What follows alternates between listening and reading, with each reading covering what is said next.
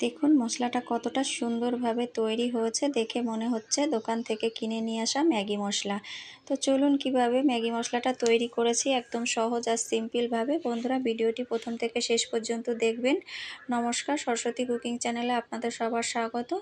তো দেখুন আমি উনানে কড়াই বসিয়ে দিয়েছি আর কড়াইটা গরম হয়ে গেছে। কড়ার ভিতর দিয়ে দিয়েছি গোটা ধনে, এরপর আমি এর ভিতরে দিয়ে দেব গোটা জিরে,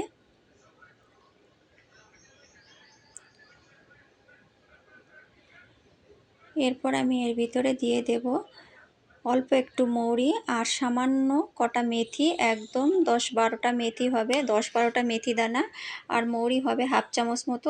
বন্ধুরা মেথি কিন্তু খুব বেশি দেওয়া যাবে না, তাহলে কিন্তু মশলাটা তেতো হয়ে যাবে। তো সমস্ত কিছু দিয়ে আমি কিন্তু একটু নেড়ে চেড়ে নিয়েছি। এরপর আমি এর ভিতরে দিয়ে দেব তেজপাতা একটা, দিয়ে দেব 2 টুকরো দারচিনি, দিয়ে দেব 2টো শুকনো লঙ্কা, আর এখানে আছে এলাচ আর গোলমরিচ। তো এলাচ আর গোলমরিচটা দিয়েও আমি আরেকটুখানি নেড়ে নেব। মশলা কিন্তু খুব বেশি ভাজা যাবে না, তাহলে কিন্তু অন্যরকম একটা ফ্লেভার চলে আসবে।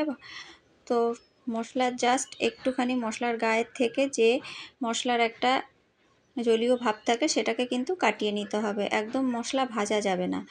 তো আমি ভেজে দেখুন মশলাটাকে ঠান্ডা করে নিয়েছি। এখন একটা মিক্সচার ব্লেন্ডারের ভিতর নিয়ে নিলাম।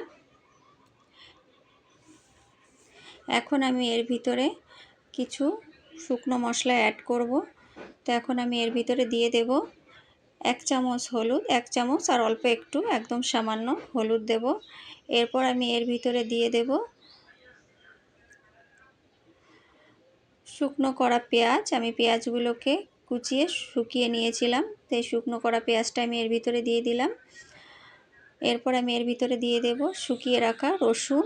আপনারা চাইলে এখানে পেঁয়াজ রসুন আদার গুঁড়োটাও ব্যবহার করতে পারেন। তো এখানে দিয়ে দিলাম শুকিয়ে রাখা আদা। তো সমস্ত কিছু দিয়ে এবার আমি মিক্সচার ব্লেন্ডারটাকে দিয়ে ব্লেন্ড করে নিয়ে আসবো। তো দেখুন মশলাটাকে আমি ব্লেন্ড করে নিয়েছি, আর দেখে মনে হচ্ছে একদম দোকান থেকে কিনে নিয়ে আসা ম্যাগি মশলা। তো বন্ধুরা দেখুন কত সহজে আর কত কম সময়ে বাড়িতে তৈরি করে নিয়েছি ম্যাগি মশলা। তো আপনারাও চাইলে কিন্তু এরকম একদম খুব সহজে বাড়িতেই ম্যাগি মশলা তৈরি করে নিতে পারবেন। দোকান থেকে কেনার কিন্তু কোনো প্রয়োজন নেই। তো অবশ্যই বাড়িতে তৈরি করুন, আর রেসিপি ভালো লাগলে লাইক কমেন্ট শেয়ার করবেন, আর প্লিজ চ্যানেলটিকে সাবস্ক্রাইব করে আমার পাশে থাকবেন। আমি আলাদা একটা বাটিতে এখন ঢেলে নিচ্ছি। তো এটা দেখে আর এটার ফ্লেভার একদম দোকান থেকে কিনে নিয়ে আসা ম্যাগি মশলার ফ্লেভার কিন্তু একদম সেম, কোনো রকম এর ভিতরে কোনো পার্থক্য নেই। তো অবশ্যই বাড়িতে তৈরি করে দেখুন, তৈরি না করলে কিন্তু বুঝতে পারবেন না। তো অবশ্যই তৈরি করুন, আর এই মশলা দিয়ে ম্যাগি তৈরি করলে ভীষণ একটা ভালো টেস্ট আসবে। বন্ধুরা বাড়িতে তৈরি করা মশলা, একদম নির্ভেজাল, নিজে হাতে তৈরি করা মশলা।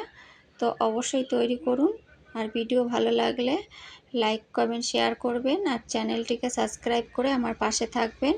ভালো থাকবেন, সুস্থ থাকবেন। ধন্যবাদ। দেখা হবে পরবর্তী ভিডিওতে। ধন্যবাদ।